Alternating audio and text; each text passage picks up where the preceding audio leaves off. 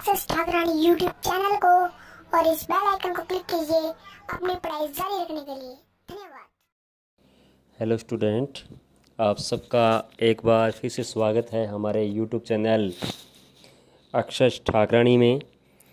आज मैं आपके लिए लेकर के आया हूँ कक्षा 10 संस्कृत विषय का पंचम पाठ वाक्यली।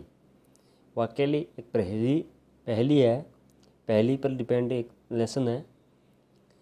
तो आइए पाठ परिचय पढ़ते हैं। सबसे पहले पहली काम कौन न जनाती, पहली को कौन नहीं जानता। के वा जन्म नाकर्ष्यति मनो विनोदकारिणी प्रहेलिका। एषः खलु मनोरञ्जस्य है प्राचीनः विधा वर्तते है। अर्थात पहलिका को कौन नहीं जानता अथवा मनोविनोद करने वाली पहली किस व्यक्ति को आकर्षित नहीं करती। न आकर्षित यानी कि किसको नहीं करती, नहीं आकर्षित नहीं करती। यह मनोरंजन की प्राचीन विद्या है। प्रहेलिका उक्ति वैचित्र्यं वाकेली इत्याद्यः प्राचीन प्रायः शब्दाः सन्ति। पहेलिका उक्ति वैचित्र्य वाकेली आदि पर्यायवाची शब्द है। विश्वेषु सर्वेषु भाषासु प्रहेलिका प्रचलति। प्राय विश्व में संसार की सभी भाषाओं में पहेली चलती है। आंग्लीय भाषा प्रहेलिका कहते हैं पजल, रिडल इत्यादि शब्दों का प्रयोग, इत्यादि शब्द प्रयोग प्रसिद्ध है। अंग्रेजी भाषा में पहेली के लिए पजल, रिडल इत्यादि शब्दों का प्रयोग प्रसिद्ध है। पहेलिका प्रश्नम भवति, पहली में प्रश्न होता है। अस्य उत्तर श्रोतः अन्वेषिका भवति, जिसका उत्तर श्रोता द्वारा खोजा जाता है। अन्वेषिणम मीन्स खोजना, खोज। पहेलिका द्विविधा भवति, पहली दो प्रकार की होती है। सब पदोत्तर पहली, ऐशो पदोत्तर पहेलिका चेती। सपदोत्तर पहली और असव पदोत्तर पहली। सपदोत्तर पहेलिका पृष्ठस्य प्रश्नम उत्तर पहेलिकायां पदेषु एव क्वचित् निहित भवति। सपदोत्तर पहली में पूछे गए प्रश्न का उत्तर पहली के पदों में ही कहीं छिपा होता है। अशब्दोत्तर पहेलिका तो उत्तर वहिरेव न तो पदेषु निविष्टम। और असपदोत्तर पहली में उत्तर बाहर ही होता है। बहिरेव मीन्स बाहर, बाहर ही होता है। पद न पदेषु निविष्टम यानी कि पदों में नहीं होता है। पहेलिकासु या चमत्कृति ही दृश्यते सा कदाचित् श्लेष यमक आद्य अलंकार माध्येन कदाचित् च संधि समास मध्यमेव उत्पाद्यते। क्या है? पहली में जो चमत्कार दिखाई देता है वह कभी श्लेष यमक आदि अलंकारों के माध्यम से और कभी संधि समास आदि के माध्यम से उत्पन्न होता है। पहेलिका न केवल मनोविज्ञान कारिका अपितु बौद्धिक व्यायाम साधिका संति। पहेलिका न केवल मनोविनोद करने वाली होती है अपितु यानी कि मनोरंजन, मनोरंजन अपितु बौद्धिक व्यायाम को करने वाली होती है। एवं शाब्दिक क्रियापि बौद्धिक क्रिया चापि विद्यते। यह शब्दगत कीड़ा भी है और बौद्धिक कीड़ा भी है। संस्कृत काव्य प्रहेलिका परंपरा अवधृतवंत क्या है? संस्कृत के कवियों ने पहली परंपरा का संवर्धन किया है। अस्मिन् पाठे काश्चन प्रसिद्धः प्रहेलिका विविधेभ्यः ग्रंथेषु समाकृष्य प्रस्तूयन्ते। इस पाठ में कुछ प्रसिद्ध पहेलियाँ विभिन्न ग्रंथों से संकलित करके आगत्य पठे प्रस्तुत की जा रही है। आगत्यम पठताम स्वागत देताम। आइए पढ़ते हैं और आनंद लेते हैं। तो पहला है वाकेली, इसका नाम है पाठ का। और पहली जो है, कस्तूरी जायते कस्मात् को हंति कृणः कुलम की कुर्यात् कात्रो युधे मृगात् सिंह पाल्यते। तो ये आपकी जो बुक है, आपका जो पाठ है, उसके अंतिम पेज पर आप देखोगे इस लेसन के, तो अन्वय दिया हुआ है। आप वहाँ से देख करके इसको पाठ को पढ़ सकते हो।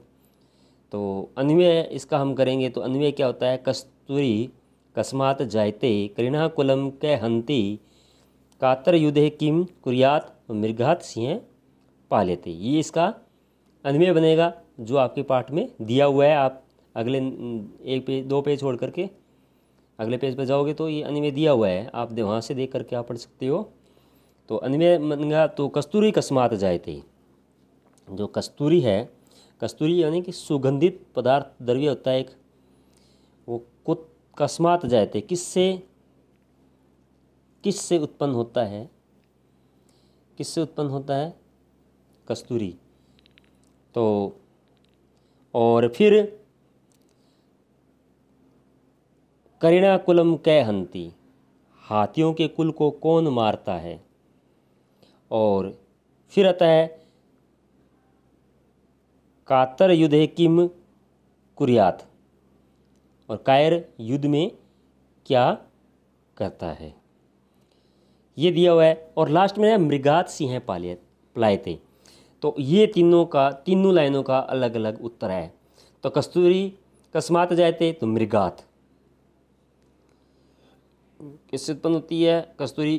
तो मृग से। करिणा कुलम कै हंति तो सिंह, यानी कि हाथियों के कुल को कौन मारता है? तो सिंह, शेर मारता है। कातर युद्धे की कुर्यात् तो पलायते, भाग जाता है। ठीक है, तो ये इसका इसी के अंदर उत्तर दिया हुआ है।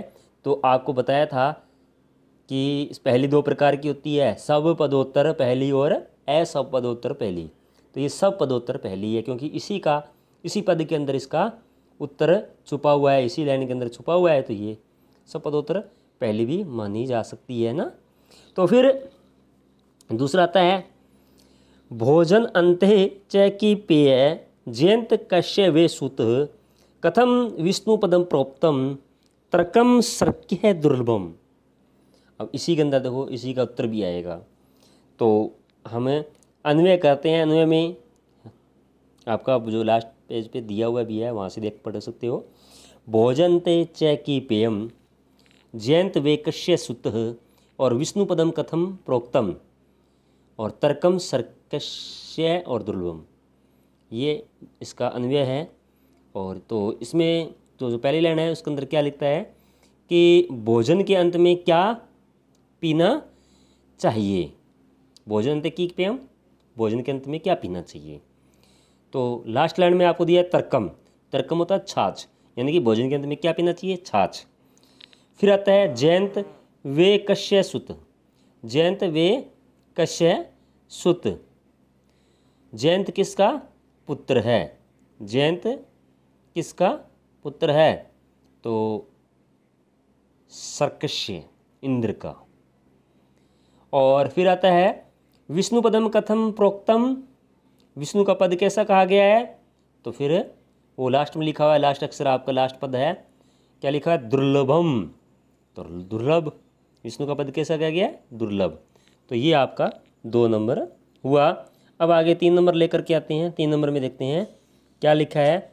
रवे कवे की समरस्य सारम कृषे भ्रयम किम किम ददति भृंगा सदा भयम चाप्य है भय अंच केशाम भागृत तीर समा आश्रितानाम।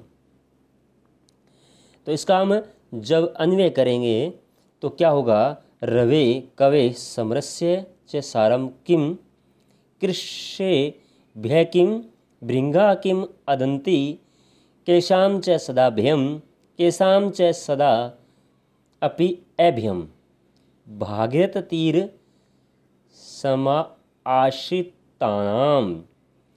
तो इसका जब हम हिंदी अनुवाद करेंगे तो क्या होगा। रवे कवे समरस्य, समरस्य सारकिंग यानी कि सूर्य का सार क्या है। सूर्य का सार क्या है। फिर आता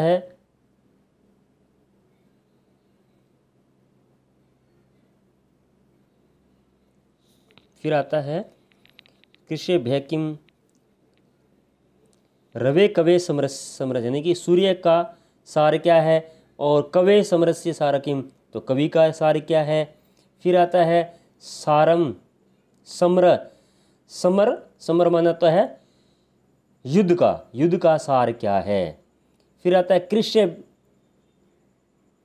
भय किम तो खेती का यानी कि कृषि का भय क्या है। फिर भृंगा किम अदंती भृंगे क्या यानी कि भंवरे क्या खाते हैं। फिर आता है केशाम च सदा अपि अभयम किनको सदा केशाम च सदा भयम तो किनको सदा भय रहता है। फिर केशाम च सदा अपि भयम अभयम किनको सदा अभय रहता है। तो फिर इसी जो लास्ट में जो लाइन दी हुई है भागीरथी तीर समा आश्रितानाम ये दिया है तो इसी के अंदर इसका उत्तर है। भा से बनता है कांति या प्रकाश यानी कि सूर्य का सार क्या है कांति भा कांति प्रकाश। फिर 2 नंबर इसने पूछा रवि का सार क्या है तो गी भागी के बाद भा के बाद में गी लिखा है तो गी माने वाणी या भाषा। फिर इसने पूछा युद्ध का सार क्या है तो रथी माने वीर होता है। फिर आता है खेती का भय क्या है तो फिर इसमें इसी के अंदर है ई और इति यानी कि अतिवृष्टि या अनावृष्टि अनावृष्टि। फिर भंवरे क्या खाते हैं तो में तीर के बाद देखो तीर ती के बाद में में लिखा हुआ है तो रसम यानी कि पुष्प रस। फिर आता है आश्रितानाम किनको सदा भय रहता है आश्रितानाम यानी कि पराधीनों को। फिर है किनको सदा अभय रहता है तो फिर ये पूरा नाम लिख देंगे भागीरथी तीर आश्रित नाम गंगा के किनारे रहने वालों को। तो ये इसी के अंदर इसका उत्तर मिल गया। अब आता है 4 नंबर समतिनिषु का शांतः राजा को भू गुणोत्तम विविधभा का सदा वंद्या अत्रेवोक्तम न बुध्यते। तो अब इसको अन्वय करेंगे तो अन्वय आएगा सीमांतिनिषु शांता कह प्रश्नवाचक चिन्ह लग जाएगा। फिर आता है गुणोत्तम राजा के अभ्युत और विविध भी सदा का वंद्या विविधि माने होता है विद्वान लोग विद्वान लोग होता है और सीमांतनिषु होता है स्त्रियों में। शांता माने पवित्र गुणोत्तम गुणों में श्रेष्ठ और वंद्या मान होता है वंदनीय। अत्रोव्यक्तम इस श्लोक में कहा गया है। बुध्यते में ज्ञात होता है। तो अब अन्वय करेंगे तो सीमांतोनिषु शांता का गुणोत्तम राजा का अभूत और विधि सदा का वंद्या अत्रे युक्तम उत्तर न बुध्यते। तो कहता है स्त्रियों में शांता कौन है, स्त्रियों में शांता कौन है, और गुणवानों में श्रेष्ठ राजा कौन है। गुणोत्तम राजा का अभूत, गुणवानों में श्रेष्ठ राजा कौन है, और विधि सदा का वंद्या, विद्वानों द्वारा सदा वंदनीय कौन है। तो इसी के अंदर इसका उत्तर है, इसका उत्तर इसी में है। क्या करना है, उसी प्रश्न का पहला और अंतिम अक्षर के साथ में मिलान करने से उसका उत्तर प्राप्त हो जाएगा। तो सीमांतु था सीम, और लास्ट में सीमांतु का शांता, तो सी और लास्ट में ता है तो सीता, उत्तर आ जाएगा। इसी प्रकार मैंने पूछा गुणवानों में श्रेष्ठ राजा कौन है, तो गुणोत्तम राजा कै अभूत, तो गुणोत्तम में और राजा रा, तो रा में राम बन गया, उल्टा ले लिया हमने, राजा का रा और गुणोत्तम का मैं लिया, तो क्या बन गया राम। तो गुणवानों में श्रेष्ठ राजा कौन है, राम। और विधि सदा का वंद्या, तो वी ले लिया और वंद्या का ध्या ले लिया, तो क्या बन गया विद्या। विद्वानों द्वारा सदा वंद्य कौन है, विद्या। तो इसी का इसमें उत्तर हमको मिल गया। अब आता है नेक्स्ट 5 नंबर, पानीयम पातुम इच्छामि तवत कमल लोचने यदि दास्यामि नेच्छामि न दास्य पिबा वहम। तो अब इसका हम अन्वय करेंगे तो क्या आएगा, हे कमल लोचने तवत पानीयम पातुम इच्छामि यदि दास्यामि न इच्छामि यदि न दास्यामि अहम पिबामि। तो इसका हम एक बार आपको मैं इसका हिंदी अनुवाद बताता हूँ। तो हिंदी अनुवाद में क्या है, हे कमल के समान नेत्र वाली, तुम्हारे हाथ से पीना चाहता हूँ, यदि तुम दासी हो तो नहीं चाहता हूँ, यदि तुम दासी नहीं हो मैं जल पीता हूँ। तो यहाँ दास्यामी में चमत्कार है, पूर्ण रूप पद का अर्थ में विरोध है, किंतु संधि विषेद दासी प्लस सी करने पे उक्त सार्थक है। तो इसका अंदर ये दिया गया है 5 नंबर कि ये हे कमल के समान नेत्र वाली, तुम्हारे हाथ से पीना चाहता हूँ, यदि तुम दासी हो तो नहीं चाहता हूँ, यदि तुम दासी नहीं हो तो मैं जल पीता हूँ।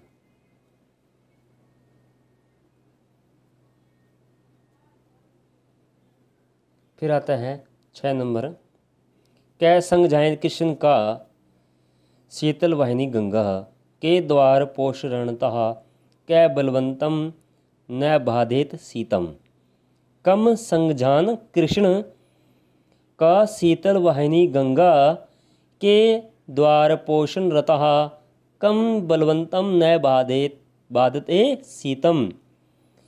अब इसका अन्वय करेंगे तो कृष्ण कम संगजान शीतल वाहिनी गंगा का अस्ति और द्वार पोषण रता के संति और कम बलवंतम शीत न बाधते। तो ये अन्वय है। तो इसका हमें प्रश्न बनता है, कृष्ण कम संगजान, कृष्ण ने किसको मारा, तो इसी का उत्तर इसी में मिल जाएगा। तो कृष्ण कम लिखा है, कम क और संगजान, तो स पहला अक्षर आपस में मिलाएंगे, क और स को मिलाएंगे, कंस बन जाएगा। तो कृष्ण ने किसको मारा, कंस को मारा। शीतल वाहिनी गंगा अस्ति, शीतल नदी गंगा कौन सी है, तो शीतल वाहिनी गंगा का ले लो, लास्ट अक्षर, और शीतल वाहिनी सी ले लो, शीतल वाहिनी में सी ले लो, का और शी, तो क्या बन जाएगा, काशी में बहने वाली नदी हो जाएगी। शीतल वाहिनी गंगा, काशी तो गंगा काशी में बहने वाली नदी। फिर है द्वार दार पोषण रता के, पत्नियों के भरण पोषण में लगे हुए कौन हैं, तो कौन है, तो के और दार आगे पहला जो शब्द है दार, तो केदार, केदार होता है किसान, तो किसान हो जाएगा केदार। और इसी प्रकार किस बलवान को शीत पीड़ा नहीं करती, के कम बलवंतम शीतम न बांधते, किस बलवान को शीत पीड़ित नहीं करती, तो कम बैल, कम और बैलवंत में बैल, कंबल, ये कंबल बन गया, जो कंबल युक्त व्यक्ति होता है, जिसने कंबल ओढ़ रखा है, उस बलवान व्यक्ति को शीत पीड़ित यानी कि सर्दी नहीं लगती है। इसी का उत्तर इसी में मिल गया। अब आता है केशवम पतितम दृष्टभा द्रोण हर्षम उपागत रुदंती कौरवा सर्वे हा हा केशव केशव, तो केशव केशव श्री कृष्ण होता है। अथवा के जले, के मने जले और श्व मने मृत शरीर, दृष्टवा मन देख करके, द्रोण मने द्रोणाचार्य, और हर्ष उपागतम हर्ष हुआ, और कौरवा दुर्योधन, और रुदंती रोते थे हैं। तो इसका अब हम अन्वय करेंगे, तो अन्वय क्या है, केशव पतित दृष्टवा द्रोण हर्षम उपागत कौरवा सर्वे रुदंती हा हा केशव। यानी कि प्रस्तुत पहली के दो अर्थ हैं, प्रथम अर्थ संगत नहीं है तथा दूसरा अर्थ तर्क संगत प्रतीत होता है। तो पहला अर्थ जो हम बता रहा हूँ तो क्या है, कृष्ण को गिरा हुआ देख करके द्रोणाचार्य प्रसन्न हुए, द्रोणाचार्य प्रसन्न हुए, सभी कौरव रोने लगते हैं, हाय कृष्ण हाय कृष्ण हाय कृष्ण। अब दूसरा जो अर्थ है वो है, जल में सबको देखकर कौवा प्रसन्न हुआ, द्रोणाचार्य जहाँ आया था उस यानी कि वहाँ उसका अर्थ है कौवा, जल में सबको देख करके केशव शव, यानी कि जल में शव को देखकर कौवा प्रसन्न हुआ, किंतु सभी श्रृंगाल गिदड़ गहन जंगल जल में जाने में असमर्थ पाकर दूर से देखते हुए रोने लगते हैं, हाय जल में शव, हाय जल में शव, हाय जल में शव, केशव यानी कि जल में शव, जल में शव, के माने जल, के माने बताया ना आपको जल होता है, तो के माने जल, इसका दो अर्थ हुए, एक बार फिर से बताता हूँ आपको। केशव माने कृष्ण को बताया था, अथवा के का जल, और श्व माने मृत शरीर। केशवम सीधा लिख दिया तो श्री कृष्ण, और इसको थोड़ा अलग लिखेंगे, तोड़ के लिखेंगे तो के माने जल, जले, और शव माने मृत शरीर, और दृष्टवा माने देख करके, द्रोण माने द्रोणाचार्य, या क्या होगा काक, कौवा हो जाएगा, और द्रोणाचार्य अथवा कौवा हो जाएगा। हर्ष उपागत माने हर्ष प्राप्त यानी कि खुश हुआ, और कौरव दुर्योधन अथवा श्रृंगाल, और रुदंती रोते हैं। तो इसी प्रकार मैंने आपको बताया कि पहले में क्या है, पहले अर्थ में हम देखेंगे श्री कृष्ण को गिरा हुआ देख करके द्रोणाचार्य प्रसन्न हुए और सभी कौरव रोने लगते हैं, हाय कृष्ण हाय कृष्ण। और जब द्वितीय में क्या है, जल में सबको यानी कि पानी के अंदर जल को सबको मरे हुए मृत शरीर को देख करके कौवा प्रसन्न हुआ, किंतु सभी श्रृंगाल जल में जाने में असमर्थ पाकर दूर से देखते हुए रोने लगते हैं, हाय जल में शव, हाय जल में शव। तो ये है इसी प्रकार अब 8वां आता है अपदो दूरगामी च साक्षरो न च पंडित अमुख सफुट वक्ता च योजनाति स पंडित। तो इसका अन्वय करेंगे अपद दूरगामी च अस्ति किंतु साक्षर पंडित च न अमुख सपुट वक्ता च अस्ति ये जनाति स पंडित। अपद होता है पैर से रहित, अमुख मुख से रहित, और सपुट वक्ता स्पष्ट बोलने वाला। तो कहने का मतलब है कि पैर से रहित और दूर जाने वाला। पैर से, पैर नहीं है लेकिन फिर भी दूर जाता है, किंतु पढ़ा लिखा है, किंतु पढ़ा लिखा है और विद्वान नहीं है। मुख से रहित है और स्पष्ट बोलने वाला है, जो इसे जानता है वह विद्वान है। तो इसका उत्तर इसके अंदर नहीं है उत्तर, ये वैसे ही पूछा गया है। तो इसमें बताया इसका उत्तर है या तो क्या होगा, संदेश पत्र अथवा समाचार पत्र। देखो समाचार पत्र या संदेश पत्र होता है, संदेश कोई लेटर हुआ है तो वो लेटर क्या है, दूर तक चला जाता है, पैर नहीं होता है फिर भी दूर चला जाता है। और किंतु पढ़ा लिखा है और विद्वान नहीं है, यानी कि पढ़ा लिखा है, उस पर सब कुछ लिखा, उस पर सब कुछ लिखा हुआ है लेकिन वो विद्वान नहीं है, बोल नहीं सकता। मुख से रहता है और स्पष्ट बोलने वाला है, मुख नहीं है उसका लेकिन स्पष्ट सारी बात बोल देता है, जो इसको जानता है वह विद्वान नहीं है। समाचार पत्र है, ये चीज़ है। फिर आता है वृक्ष ग्रवासी न च पक्षीराज त्रिनेत्रधारी न च शूलपाणी तवग वस्त्रधारी न च सिद्ध योगी जलम च विभिन्न घटो न मेघ। अब इसका अन्वय करेंगे तो वृक्ष ग्रवासी अस्ति पक्षी न राज न च त्रिनेत्रधारी अस्ति शूलपाणी च न तवग वस्त्रधारी अस्ति सिद्धयोगी न च जलम च विभित्र न घट न मेघ अस्ति। पक्षीराज मन होता है गरुड़, और त्रिनेत्र यानी 3 आंखों वाला, शूलपाणी भगवान शिव, और तवग वस्त्रधारी यानी कि छाल के वस्त्र धारण करने वाला, जल विभित्र जल को धारण करता हुआ, घट मन घड़ा, और मेघ मन बादल।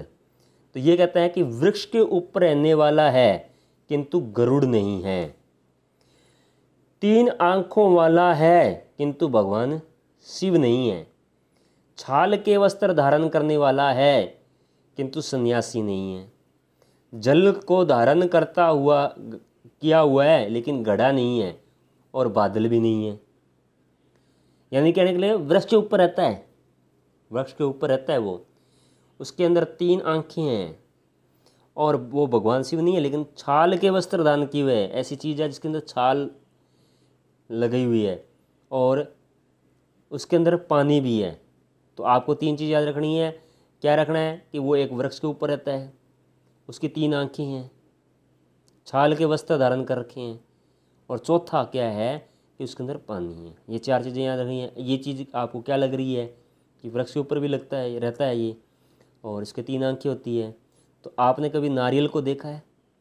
नारियल वृक्ष के ऊपर लगता है, उसको अब आप इसकी छाल लगी होती है उसके ऊपर, आप उसको नारियल को निकालोगे तो उससे छाल निकलती है ना, फिर उसके अंदर देखोगे आप कई बार उसके 3 आंखें लगी हुई दिखती है आपको, 3 बिंदिया से लगी होती है, 3 आंखें बन गई वो, और उसके अंदर पानी भी होता है ना। तो ये क्या हो गया? नारियल। तो इसका उत्तर क्या था? नारियल। अब आता है 10वां नंबर, नंदामी मेघान गगने अवलोक्य है नृत्यामी गायामी भवानी तुष्ट है नाहम कृषिज्ञ पथिको अपि नाहम वदतु विज्ञा मम नाम देयम। तो इसका हम अन्वय करेंगे तो गगने मेघान अवलोक्य अहम नंदामी नृत्यामी गायामी तुष्ट च भवामी न हम कृषिज्ञ अहम पथिक अपि न विज्ञा मम नाम देयम वदंतु। तो गगने माने आकाश होता है, अवलोक्य माने देख करके होता है, नंदामी होता है आनंदित होता है, तुष्ट माने प्रसन्न, कृषज्ञ माने किसान, पथिक माने यात्री और विज्ञा माने जो जानते हैं वो विद्वान। और नामदेम नाम, ठीक है। तो कहने का मतलब है कि गगने आकाशो अवलोक्य एवं नंदामी, आकाश और बादलों को देखकर मैं क्या तो नंदामी आनंदित होता हूँ, नृत्यामी नृत्य करता हूँ, और गायामी गाता हूँ, और तुष्ट है प्रसन्न होता हूँ। फिर कहता है न एम कृषज्ञ, ना तो मैं किसान हूँ, और न अपि न विज्ञा, और न ही मैं अहम पथिक, और न ही मैं यात्री हूँ।